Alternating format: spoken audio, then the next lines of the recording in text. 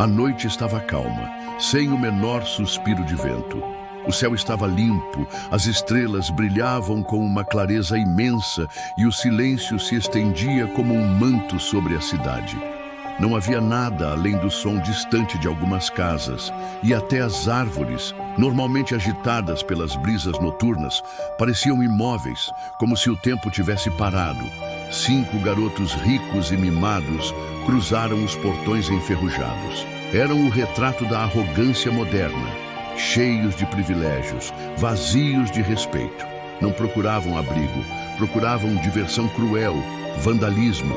Riam entre si enquanto sacavam latas de spray das mochilas de grife, orgulhosos da própria estupidez.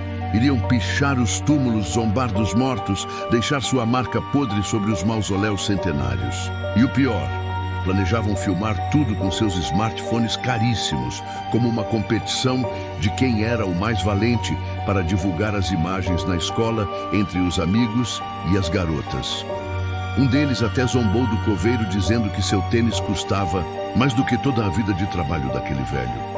Outro o chamou de múmia imprestável, rindo alto com desprezo. A indignação não encontra palavras. Que tipo de lixo humano mede vidas pelo preço de um sapato? Que tipo de criatura desprezível invade um campo sagrado apenas para maculá-lo? Mas foram descobertos antes de começarem. O coveiro os encontrou assim que ouviram o primeiro clique, metálico das tampas de spray sendo removidas. E mesmo diante de um homem de 85 anos, não hesitaram em responder com violência covarde. O coveiro, um homem de 85 anos, calado, quase parte da terra que cuidava, tentou impedi-los. 85 anos, 85. Um homem que já deveria estar em casa em segurança, não ali, sendo alvo de uma brutalidade absurda. Que tipo de mundo permite que um ancião dessa idade, um zelador solitário de um campo sagrado, seja brutalmente espancado por moleques mimados, arrogantes e sedentos por aprovação entre os amigos?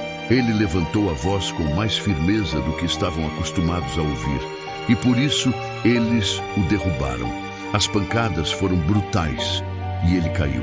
O sangue manchava a terra sagrada, onde descansam aqueles que já cumpriram suas jornadas nessa vida, enquanto os garotos riam, batendo-lhes sem piedade. O velho coveiro, já cansado, não conseguia mais resistir à força bruta.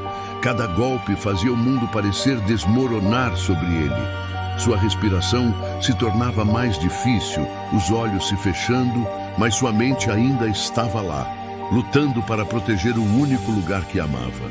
As árvores, as mesmas árvores que ele próprio havia plantado décadas atrás, pareciam se contorcer de dor, sua indignação tão viva quanto a do próprio narrador.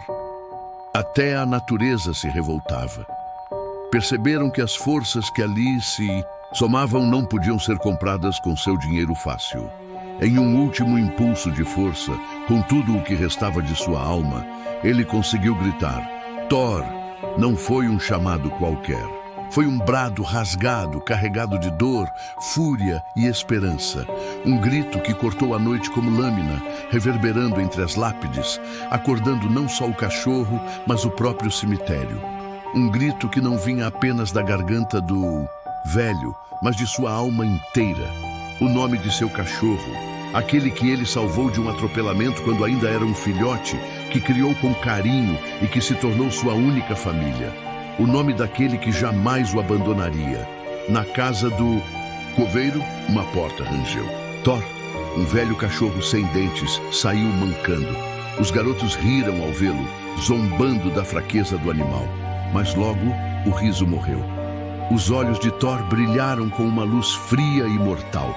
Seus dentes cresceram diante dos olhos deles. As garras se alongaram, os olhos se tornaram vermelhos como brasa. O cachorro velho desapareceu. Em seu lugar estava uma criatura da fidelidade e da fúria. Forças invisíveis, antigas e adormecidas, que habitavam o cemitério, haviam despertado em Thor um poder esquecido. O cemitério reagiu. A terra tremeu. Lápides moveram-se sozinhas, abrindo caminho para Thor. As estátuas pareciam virar o rosto. O vento rugiu outra vez, e objetos de pedra pareciam observar cada passo. Um vento frio surgiu do nada, cortando como navalha, como se fosse o próprio suspiro dos mortos despertando em fúria. Corvos começaram a se reunir, pousando em volta da cena. Estavam agitados, irados. Um deles, em especial, mergulhou dos céus. Era um corvo que havia sido salvo pelo coveiro tempos antes, ainda pequenino e sem penas, quando caiu de seu ninho e foi alimentado até se recuperar. Ganhou o nome de Milagre. Forças invisíveis também agiram nele. E ao ver seu benfeitor sendo espancado, ele gritou e mergulhou com tudo, picando, rasgando, atacando com precisão sobrenatural. E então, como um raio branco, uma pomba surgiu dos céus. Era a mesma que o coveiro alimentava todas as manhãs e que ele chamava carinhosamente de Paz, pequena, mas feroz. Ela pousou no ombro ensanguentado do coveiro e quando os garotos se aproximaram novamente, lançou-se ao ataque com garras invisíveis e bicadas rápidas. Forças invisíveis também a tocaram, dando-lhe coragem e fúria protetora. Não era uma ave comum, era uma guardiã, uma sentinela. Sua fúria era pura e absoluta. E então, para o choque dos agressores, algo inacreditável aconteceu. O velho coveiro, muito machucado, foi lentamente ajudado a levantar.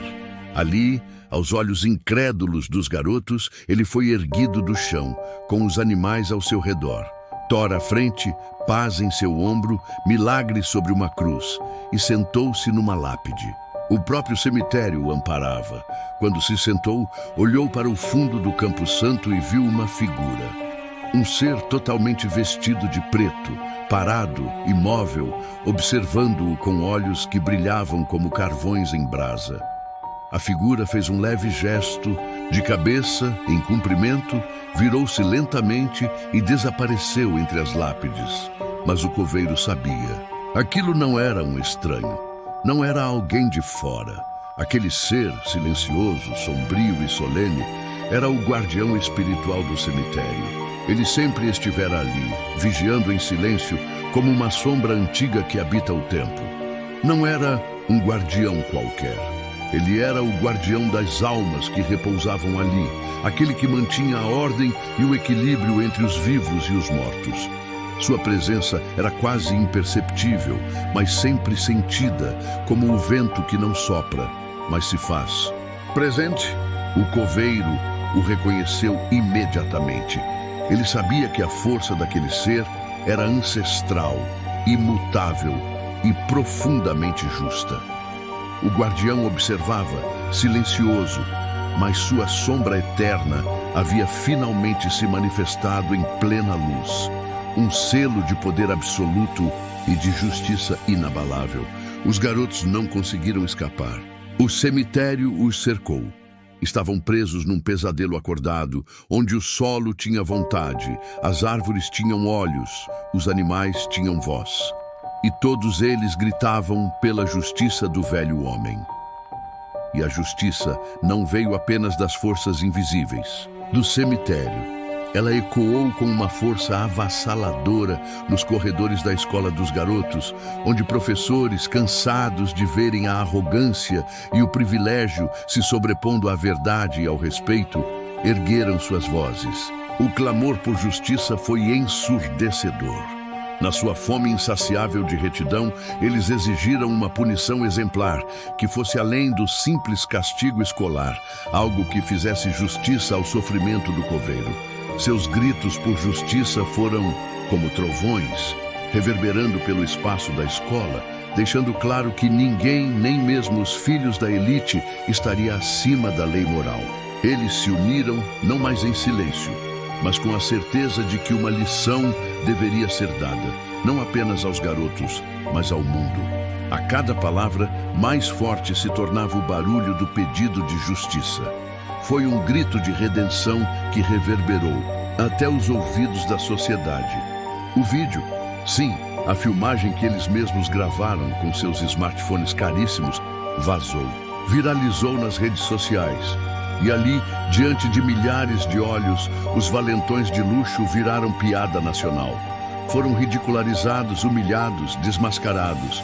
Porque no fim, o mundo viu: dinheiro não compra respeito, dinheiro não compra dignidade. E definitivamente, dinheiro nenhum compra o silêncio de um cemitério que cuida dos seus. Na escola, ergueu-se um movimento de indignação. Estudantes, professores, funcionários, todos se revoltaram com a brutalidade. A comoção se espalhou para além dos muros escolares, alcançando a imprensa, que escancarou o episódio com fúria. As famílias dos 5 garotos, antes intocáveis, viram seus nomes arranhados, suas marcas comerciais boicotadas, seus contratos desfeitos. O prestígio virou vergonha, o privilégio, ruína. Pela primeira vez, o dinheiro não comprou silêncio. O mundo ouviu o grito do cemitério e nunca mais foi o mesmo. E os garotos, após cumprirem a obrigação de cuidar do coveiro, sob os olhos vigilantes de Thor, da Pomba e de Milagre, não puderam mais sair às ruas. Tornaram-se fantasmas em sua própria cidade, escorraçados, rejeitados, odiados. Por fim, suas famílias foram obrigadas a partir. Foram embora, porque ali, onde antes tudo compravam, não podiam sequer andar em paz. A vergonha era maior que o orgulho, e nenhum dinheiro foi capaz de limpar o sangue que escorreu naquela noite. O velho coveiro, por sua vez, foi reconhecido e valorizado como nunca. A cidade inteira se ergueu em respeito. A prefeitura realizou uma cerimônia pública em sua homenagem e seus vizinhos o aplaudiram de pé. A alameda principal do cemitério recebeu seu nome. Os pais dos garotos, humilhados diante da opinião pública, foram obrigados a pedir desculpas em público. Pela primeira vez, justiça, a verdadeira, brilhou mais forte que o ouro sujo, da arrogância. E ali, entre as lápides, com Thor ao seu lado, a pomba em seu ombro e Milagre sobre um anjo de pedra, o velho coveiro sorriu. Um sorriso cansado, mas vitorioso.